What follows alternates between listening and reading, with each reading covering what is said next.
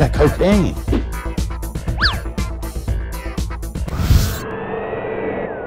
Hello and welcome to CNN's News of the Absurd. I'm Jarrett Bellini, and I don't know if you've noticed, but young people these days, they're kind of scary.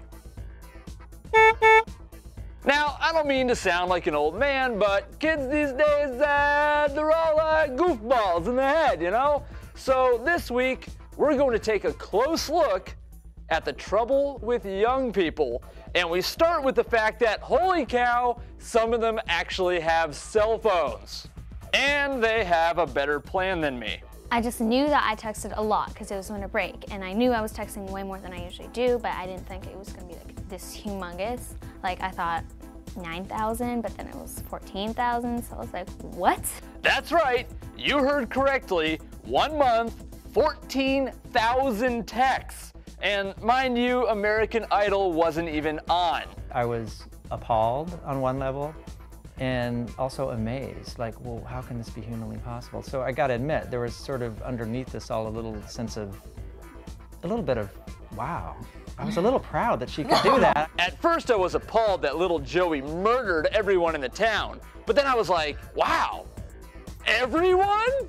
Fortunately, this girl was on the unlimited plan, and clearly there is no limit. But still, just how does one rack up over 14,000 texts in 1 month? Because that's one text every 2 minutes, every waking hour of the day, equaling 484 texts a day, or roughly the number of times my parents would have waterboarded me for this. But just what in the world was she texting about? The latest reason why you're mad at your family, or like, my brother's annoying me and stuff like that. Now, speaking of text messages, this next story will show us that sometimes phones can be our friends when it comes to getting back at stupid and potentially dangerous young delinquents. Alan Heiss was sitting in his BMW, parked along the curb, taking a phone call from a friend. And some young men came up and opened the passenger side door and stuck a gun in my face. Said, we're going to take your car, would you get out?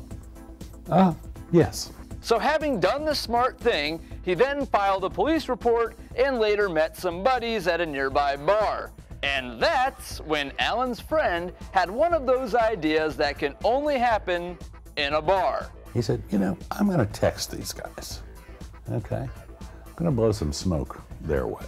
He said, I'm going to tell them I got a bunch of hot chicks, you know, as if I'm texting you, and we've got some drugs too. We got cocaine. The ruse eventually ended up sounding more like a message from some supposed girlfriend of Alan's, and the thieves responded to the text. Hey, old man, we smoking up tonight? Yeah, you wanna? I get off at midnight, so swing by. All right, Sugar Cake. And maybe we can log on to CNN.com and watch every episode of News of the Absurd. What? Much later in the morning, after more texting, the thieves eventually gave these hot chicks with drugs the address where they were hanging out. And in fact, the Columbus police officers arrived instead.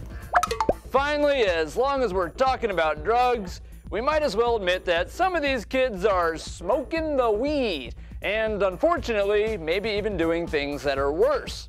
But for parents near Hoboken, New Jersey, now there's a unique way to find out what's going on. Okay, let's go, come on. This is Maggie the drug dog, and if she sits down in your room, yeah, you're pretty much screwed. Because Maggie is trained to find any number of drugs, from pot to heroin, and she's a part of Sniff Dogs, a business started by concerned parent Deborah Stone. Stone, like stoned. I'm easily amused. My son, who was 18 at the time, was pulled over for a minor traffic infraction, and the cop found marijuana in his car. Here we see a demonstration of Maggie the dog searching a client's son's bedroom. The woman hired Sniff Dogs after her 14-year-old was caught drinking. He also admitted to smoking pot, so I was concerned that perhaps he was continuing to do it. Let's go.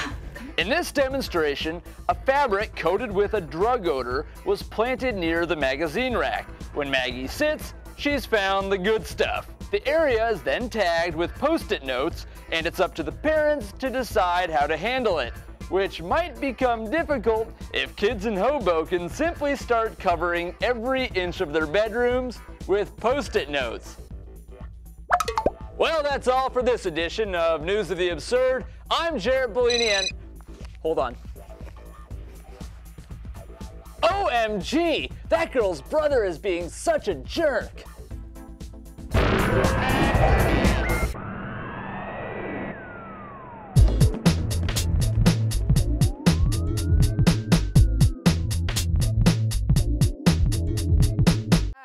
Hey, old man, we smoking up tonight? Yeah, you wanna? I get off at midnight, so swing by. All right, sugar cake.